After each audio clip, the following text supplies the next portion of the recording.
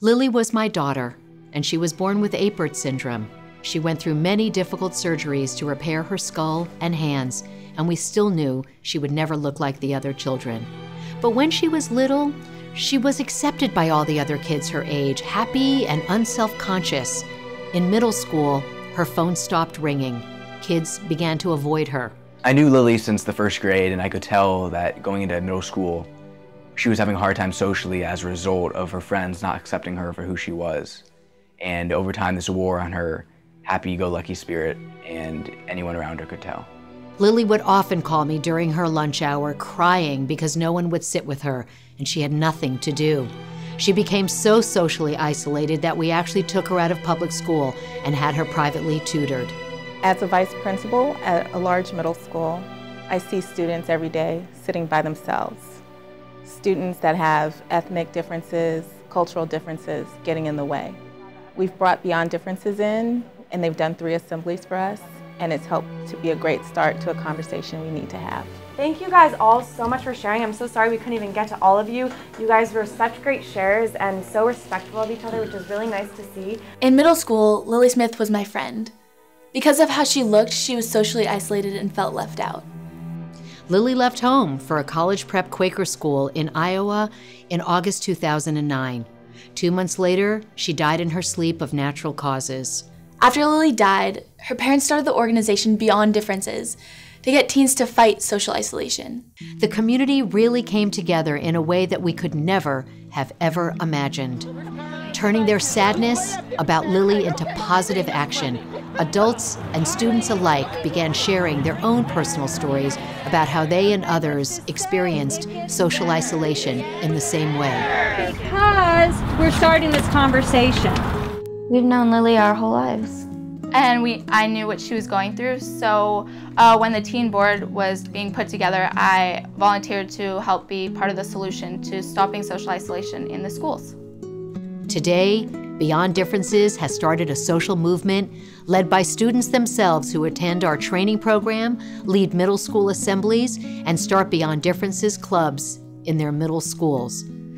Today we are meeting to discuss how we can continue Beyond Differences work at school and maybe even start a club.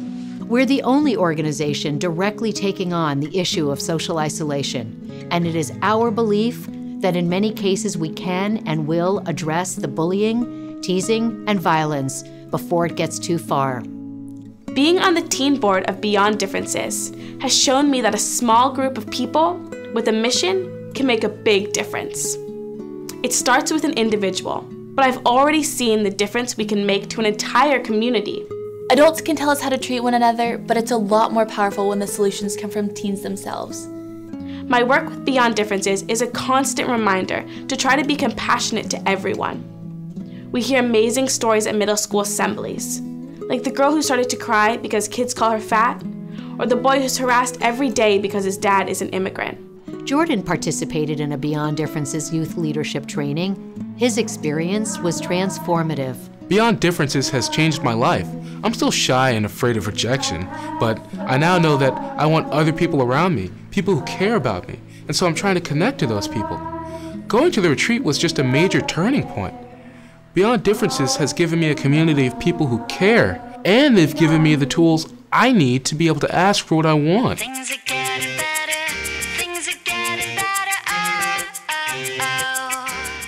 As word spreads and Beyond Differences touches more and more young lives, teens are taking charge and saying we will not tolerate social isolation in our school. All of us, most likely, have all been through social isolation. I think our goal should be to try to create that kind of safe environment that anyone can feel open to sharing.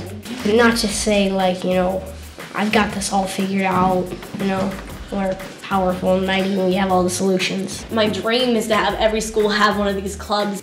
Now that Beyond Differences clubs are forming at different schools, I really see how we can make a huge difference everywhere. Imagine if being mean or ignoring other kids wasn't seen as cool. That's the change we're making. As Lily's friend, I feel it's my duty to make sure that nobody has to go through what she did. We're beginning to make a difference. Help us. to empower the thousands of young people we need to lead this movement for social change. And with your support, we will move a generation beyond differences.